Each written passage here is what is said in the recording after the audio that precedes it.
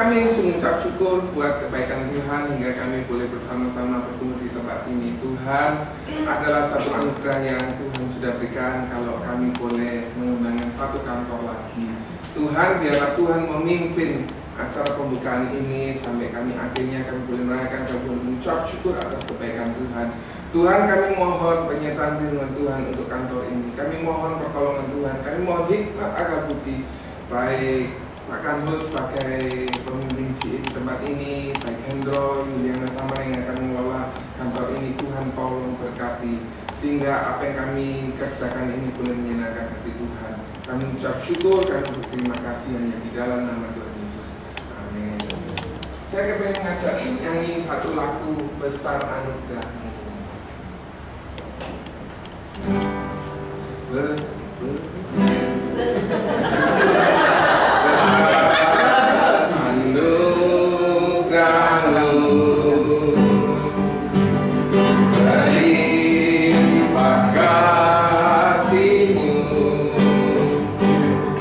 Semakin hari semakin bertambah besar anugerah-Mu. Sekali lagi ya, besar anugerah-Mu. Besar anugerah-Mu, berlimpah kasih-Mu, berlimpah kasih-Mu. Semakin hari semakin hari semakin bertambah besar anugerah. Sekali lagi ya, besar anugerah-Mu. Besar anugerah-Mu, berlimpah kasih-Mu, berlimpah kasih-Mu. Semakin hari semakin hari semakin bertambah besar anugerah-Mu. Terima kasih Tuhan buat kesempatan hari ini. Tuhan, kami siapkan, kami ingin mendengar firman Tuhan. Biar Tuhan menyampaikan isi hati-Mu kepada hamba-Mu. Biar Tuhan memberkati kami pada hari ini. Kami ucap syukur, kami berterima kasih di dalam nama Tuhan Yesus. Bapak pimpinan GE mau ngomong sebentar? Oh, nanti terakhir. Saya serahkan ke Pak Desa. Silakan. Selamat pagi Bapak Ibu Saudara sekalian. Saya minta maaf sebelumnya, saya agak salah kostum. Karena nggak beritahu saya, ternyata banyak yang datang, jadi saya agak susah. Tapi karena kebetulan saya kerja di Gereja Masyarakat di Surabaya, jadi hari Sabtu adalah hari santai, jadi saya agak bersantai dia. Tapi saya pikir ada banyak beberapa Bapak Ibu yang ngomongin saya kausan gitu ya. Jadi oke, saya akan baca sedikit firman Tuhan ya. Bagi buat kita semua pagi siang hari ini, bukan pagi kayaknya Pak ya, betul, bukan pagi, ini sudah siang. Nah, saya akan baca dari kitab Hosea pasal 4 ayat 6. Bapak Saudara yang Kristiani, saya akan bacakan.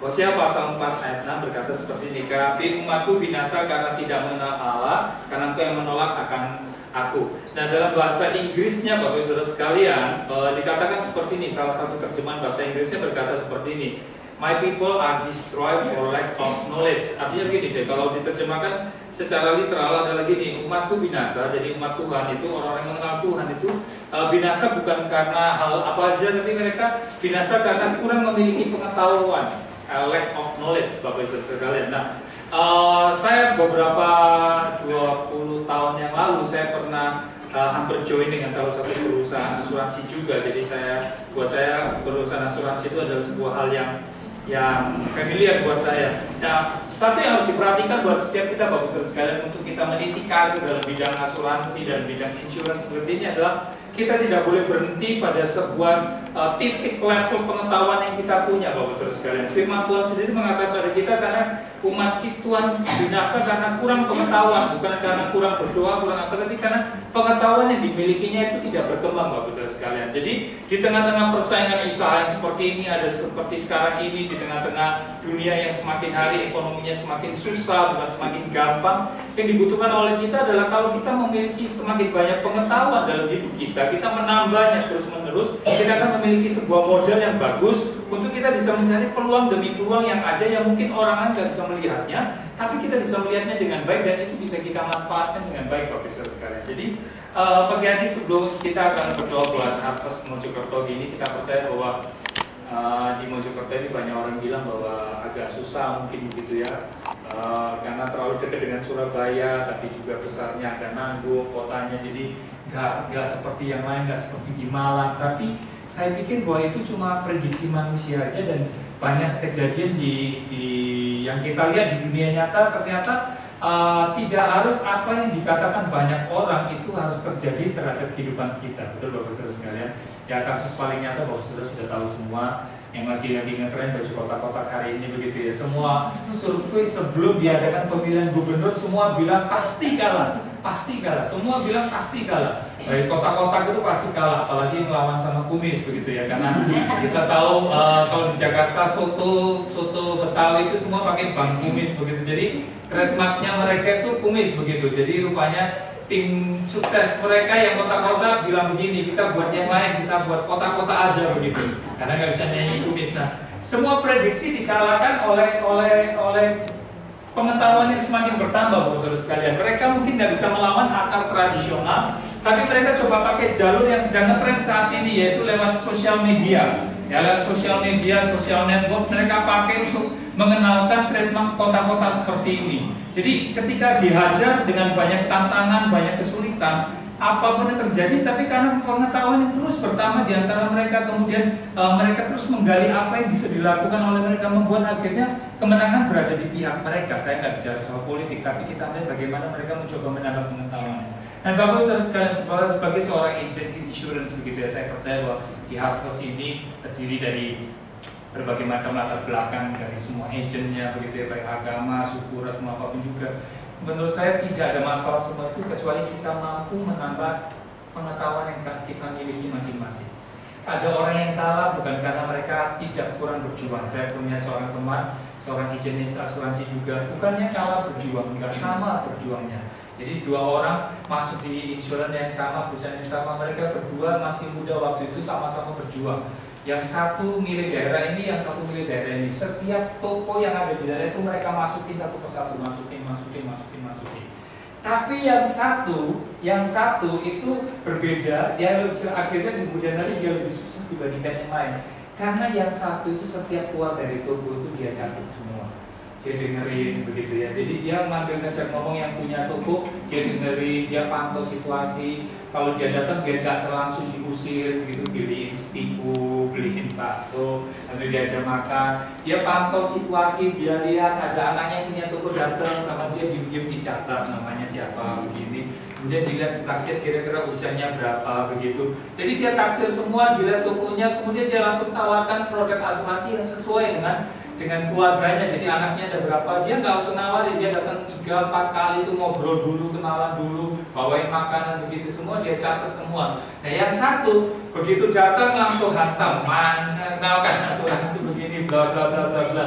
Yang diterima responnya iya, cuma dikasih air mineral, setelah pulang nggak pernah dikontak lagi. Tapi yang satu yang datang nggak langsung nawarkan asuransi, tapi memang mau dari perusahaan asuransi, dia cari informasi yang banyak, dan kemudian dia begitu udah mulai merasa tuan rumahnya ini, calon kliennya ini memberikan respon yang baik, yaitu dengan cara ditawari makan siang. Kamu mau makan siang apa? Sebelah dari goreng enak, mau? Boleh. Buat dia, oh ini berarti sudah sebuah penerimaan. Jadi bentengnya mulai dibuka. Nah saat benteng dibuka baru dia masuk begitu. Jadi kemudian hari dia datang menawarkan.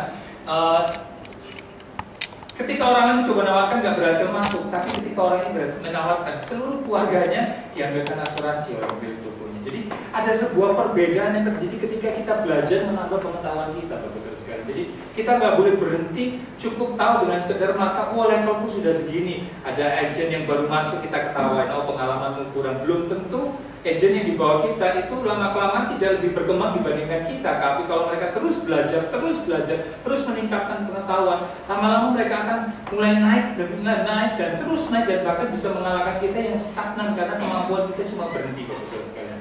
Jadi saya percaya bahwa inilah yang firman Tuhan ingin sampaikan juga pada setiap kita yang ada di tempat ini siang hari ini, bahwa kita tidak boleh berhenti belajar, Bapak Saudara sekalian. Ya. Manusia itu hanya berhenti belajar ketika mereka meninggal, mati. Itu mereka berhenti belajar. Selama kita masih punya nafas, kita selalu belajar. Bahkan orang yang kayak kita bilang usianya udah lanjut sepuh pun mereka tetap belajar, Bapak Saudara sekalian.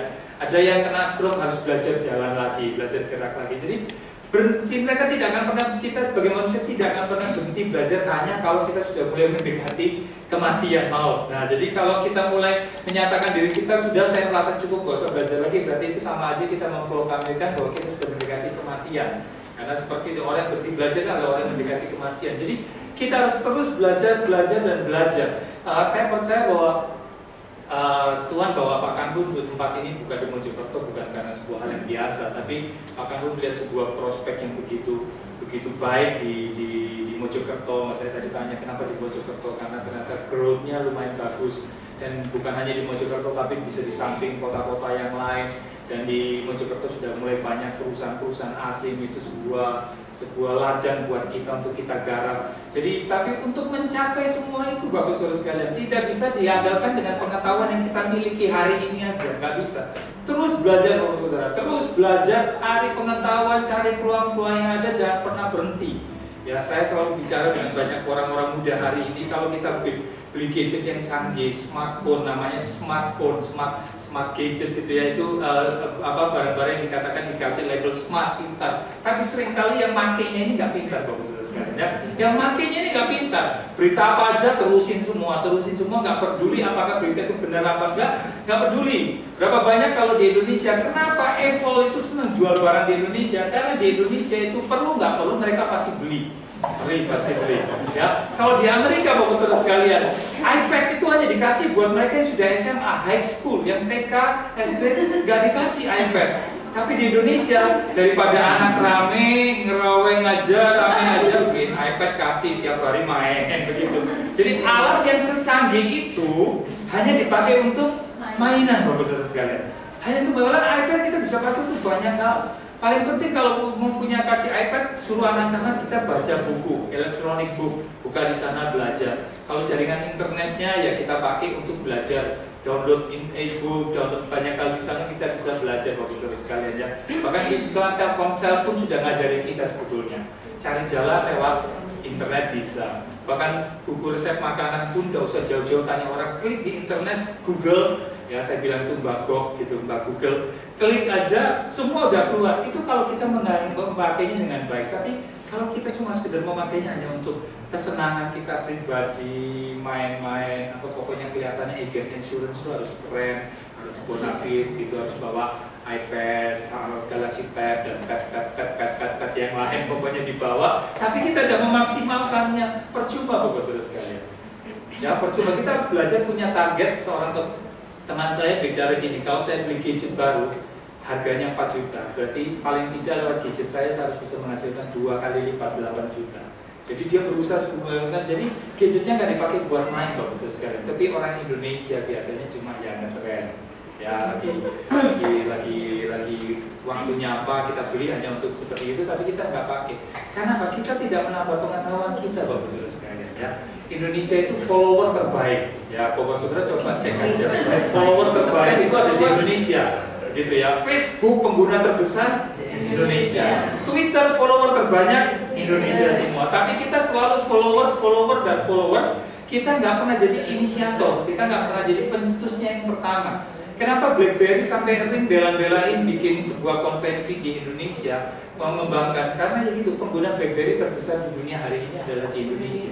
Nomor 2 Afrika Selatan, nomor 3 Malaysia, nomor 1 Indonesia. Indonesia pasar terbesar. Jadi saya pikir kalau ada yang bilang BlackBerry bakal bangkrut, nggak mungkin. Selama Indonesia masih seperti ini, BlackBerry akan bangkrut. Karena orang Indonesia BlackBerry tipe apa aja dijual pasti laris. Mau tipe apa aja dibuatkan, saya sampai nggak hafal. Ada tipe Apollo, Davis, apa semua. Saya sudah nggak hafal. Zaman dulu cuma ada Bolt sama Javelin zaman dulu. Sekarang udah banyak tipenya, kita nggak pernah tahu, sampai bingung juga diajar. Tapi semua itu terserap oleh pasar Indonesia. Karena ya itu, kita follower, tapi kita bukan inisiator. Dan kita harus meningkat pengetahuan kita agar kita nggak jadi follower aja, kita jadi inisiatornya, kita jadi pencetusnya. Kita harus nambah pengetahuan kita, education kita. Nah, saya nggak tahu di antara Bapak Saudara tempat ini mungkin ada yang suka IT. Lama-kelamaan mungkin bisa bikin sebuah aplikasi BlackBerry untuk tahu tentang program prudensial dari Harvest, cukup lewat aplikasi di BlackBerry. Padahal saudara-saudara kalau mau belajar bikin aplikasi itu gampang banget, tinggal beli bukunya, apply ke masyarakat, ke ring untuk diterima sebagai aplikasinya. Mereka akan munculkan versi beta, versi cobaan begitu. Kemudian coba kalau yang download gak banyak, Bapak Saudara nasabah, Bapak Saudara semua rata-rata punya BlackBerry, minta mereka download aja. Begitu ring mengetahui bahwa ada lebih dari 5.000 orang potensi pasarnya, aplikasinya sudah diresmikan sudah diluncurkan secara resmi oleh RIM, masuk di BlackBerry Application World. 5.000 aja, nggak perlu banyak-banyak, 5.000 aja seluruh Indonesia masukin, diluncurkan. Jadi orang lain kalau mau tanya polis asuransi dengan gampang sudah masuk lewat aplikasi di BlackBerry. Tapi itu kalau kita punya pengetahuan. Kalau enggak, ya BlackBerry-nya cuma dipakai dengerin radio, lihat televisi, mainan, atau chatting, gosip sana, gosip sini, atau ya maksimal jadi toko online lah ya, jual PO minimal begini, ping nih price, for price atau ping gitu. Jadi kita cuma pakai seperti itu aja. Kalau kita harus punya aplikasi, kita harus ciptakan sebuah inisiatif, Bapak-Saudara sekalian. Dan saya pikir mungkin kalau sudah ngomong gini nanti akan muncul program yang pertama, aplikasi di BlackBerry namanya Harvest begitu. Orang penasaran apa ini Harvest? Klik, ternyata ditawarkan banyak hal. Jadi mereka kalau mau tahu tentang insurance dari Prudent cukup ketik Harvest saja. Kota mereka dimanapun tidak ada masalah. Sehingga dengan demikian Bapak Saudara, ruang lingkup kita bukan cuma di Mojokerto, tapi ruang lingkup kita bisa sampai ke mana-mana Bapak Saudara. Kita pakai ini. Edukasi kita, kalau kita pertama kita bisa pakai alat gadget yang kita punya untuk menjangkau kemana-mana. Nggak perlu sebatas ke Mojokerto aja, kita bisa meningkat. Kita punya saudara Kalimantan, kontak mereka tinggal perlu ini informasi tentang insurance, kita kirim semua lewat email, masukin semua, mereka jadi nasabah kita. Jadi kita boleh tinggalnya di Mojokerto, tapi kita harus punya cara berpikir, wawasan berpikir kita harus jauh lebih luas dibandingkan Mojokerto. Tapi itu hanya bisa tercapai satu kalau kita mau menambah pengetahuan kita. Ya, buat yang Kristiani, yang Katolik, kita harus belajar firman Tuhan di dalam lagi. Buat yang beragama lain, kita juga harus tingkatkan kemampuan agama kita juga. Karena akhlak yang baik itu nggak muncul dengan tiba-tiba, hanya dengan kalau kita berpegang sungguh-sungguh pada ajaran pencipta kita masing-masing.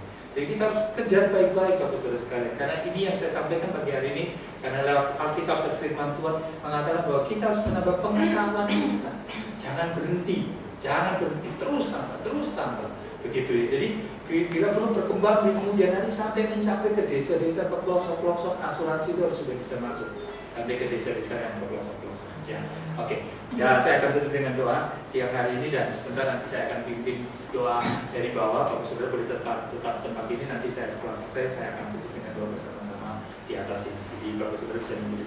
Kita akan berdoa lebih lanjut. Kami bersyukur buat siang hari ini Tuhan, kesempatan kami berkumpul semua teman-teman Harvest yang ada di tempat ini. Kami percaya bahwa Tuhan punya rencana yang indah atas Pak Kanho dan seluruh tim yang ada di Harvest ini Tuhan. Kami tahu bahwa ketika kami mendirikan kantor ini Tuhan, ketika kami mau memulai sebuah usaha ini, kami mau taruh semua di bawah kaki-Mu Tuhan. Kau mengurapi, Kau memimpin, Kau memberkati Tuhan. Karena kami tahu bersama dengan Kau kami melakukan banyak hal, dan banyak mujizat-mujizat yang akan terjadi. Dan kami boleh melihat penyertaan Tuhan yang sungguh nyata atas setiap teman-teman kami yang ada yang join dalam tim Harvest ini Tuhan. Kami percaya bahwa Tuhan sendiri akan memimpin setiap kami, memberkati kami, menambah pengetahuan kami Tuhan, sehingga kami semakin hari semakin berkembang. Dan firman Tuhan berkata kami akan berkembang ke kanan dan ke kiri Tuhan. Itu yang akan terjadi buat siang hari. Kami sebentar akan berdoa mendoakan kantor ini. Tuhan pimpin, Tuhan urapi Tuhan, di dalam nama Tuhan Yesus, Pak Kanho dan Ibu Teddy sekeluarga. Tuhan pimpin, Tuhan urapi semua. Karena kami percaya Tuhan Kau punya rencana yang luar biasa buat keluarga ini dan juga semua tim yang ada siang hari ini. Sebentar kami akan berdoa mengurapi kantor ini dengan minyak Kau sucikan, kuduskan, jaga setiap kami. Dalam nama Yesus Kristus kami berdoa. Haleluya. Bapak Saudara